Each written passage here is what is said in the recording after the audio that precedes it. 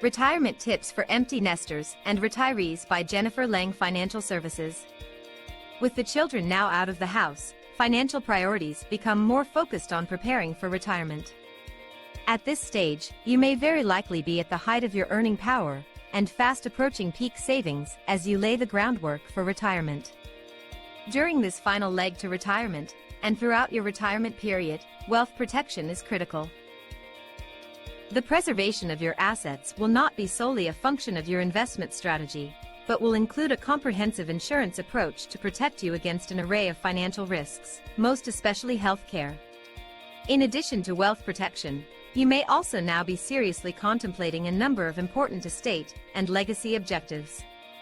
Even though your mortgage may be paid off, thus releasing you from the lender's requirement to have homeowners insurance, it remains important to consider coverage against property loss and exposure to personal liability.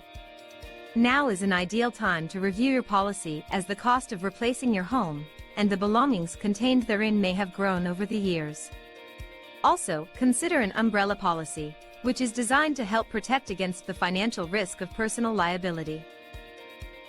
There are several key health insurance issues facing empty nesters and retirees.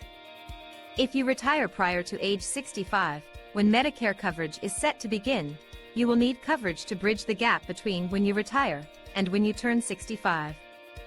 If your spouse continues to work, you may want to consider getting yourself added to his or her plan, though you may need to wait until the employer's annual enrollment period. Alternatively, you also may purchase coverage through a private insurer or through healthcare.gov or your state's program. Once you enroll in Medicare, you should consider purchasing Part D of Medicare, the Medicare Prescription Drug Plan, which can help you save money on prescriptions. Additionally, you may want to consider other Medigap insurance, which is designed to pay for medical care not covered by Medicare. Medigap plans are bought through private insurance companies and best purchased within the first 6 months of turning age 65, since no health exam is required during this period. This coverage may continue until you retire. When you stop working, you should consider canceling your disability insurance, as the need for it has expired. The financial obligations that drove your life insurance needs while you were raising a family may have evaporated. However, you may find new needs arising from estate issues, such as liquidity, creating a legacy, etc. For some, extended care insurance is a priority in this stage of life. With the expense of children in the rearview mirror, you can now turn your focus to buying protection against potentially the most significant healthcare expense you are likely to face in retirement. Designed to pay for chronic, long-lasting illnesses and regular care, whether in-home or at a nursing home, extended care insurance coverage is critically important, since most of these costs are not covered by Medicare. After a lifetime of work raising and educating her children, paying off the mortgage, and the loss of her husband of many years, Charlotte is trying to remain in her own home for as long as possible. She's reached a crossroads and is aware that she may not be able to completely care for herself as she reaches old age. She also worries about life-altering illnesses, losing her independence, and becoming a burden to her children. Charlotte playfully says to friends, "I was once a good golfer, but now I have to choose between sinking in the sand or landing in the water."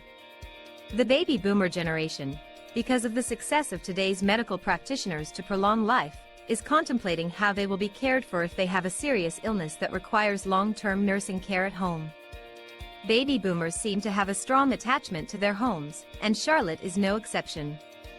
Charlotte is also concerned because she knows that her children might not be able to care for her. Potentially one of Charlotte's children may have to give up their job in order to become her home caregiver, and Charlotte does not want to disrupt the lives of her children and grandchildren. It's not unusual for people to believe that Medicare will step in and provide long-term care. Medicare, however, only provides benefits for short-term care needs. Medicare will provide benefits, but only after Charlotte spends down her assets.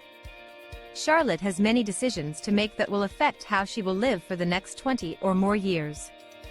The good news is that Charlotte bought long-term care insurance a decade ago in preparation of this time in her life. Her insurance agent clarified that her policy allows for care in her home, so now Charlotte can relax and more fully concentrate on her golf game. Often, preserving wealth can be almost more important than generating it. Good retirement tax planning starts in your 50s. At retirement, our growth investment plans become income investment plans. If you've built up a large balance in 401k, IRAs, and other tax-deferred accounts, and have another source of income, such as a pension, or even Social Security, RMDs can create a host of tax tribulations. Because the withdrawals are taxed as regular income, RMDs could push you into a higher tax bracket. Speak to a financial professional today and learn how to protect your wealth and prepare for long-term care with no stock market risk. At JenniferLangFinancialServices.com, we specialize in annuities, 401k rollovers, and no market risk retirement planning. Take advantage of our complimentary consultation today. That's JenniferLangFinancialServices.com. Thank you for the opportunity to serve you.